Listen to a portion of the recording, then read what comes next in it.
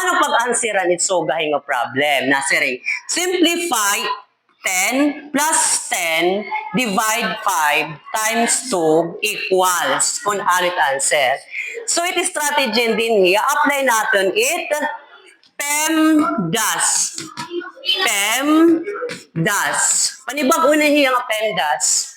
P stands for parenthesis, exponent, M, multiplication, division, addition, and subtraction. May dabadi di parenthesis it given. Waray. May daba exponent. Waray.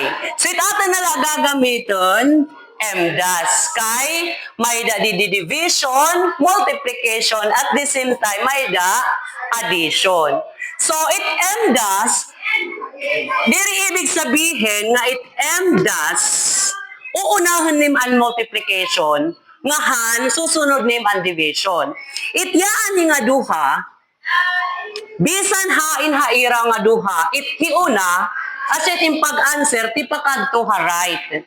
Hiuna nga nit multiplication it perform. Pero hiuna nga nit division it perform. Ano? So, sunod na ang addition ng subtraction. It addition damay ng subtraction, pwede damay hiramag value. Kung hain haira hiuna, may una nga nit addition, you can perform addition to the left, to the right. Pero kung hiuna subtraction damay tayo mo pag-answer to the right. Ano? Okay. Hitsa nga atong problem. 10 plus 10 divide 5 times 2. And that's dapat multiplication or division. Hitsa diri ta pwede perform kay nahiunan addition. Dapat division laanay or multiplication. Hay ni taton unahon. Yada. So copy ang 10. 10 divide 5 pira. 2. Kopyahay siya di nga plus. 2. Kopyahaan times 2 equals. Pakiana. Yan na, ang manang division. Multiplication na. So, adi na itatong sunod. Kopyahaan 10 plus 2 times 2, 4 equals.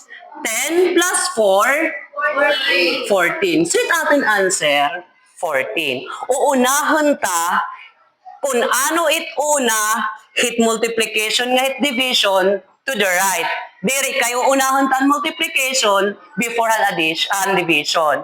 So it rule hit MDAS, nakadepende kung ano it una.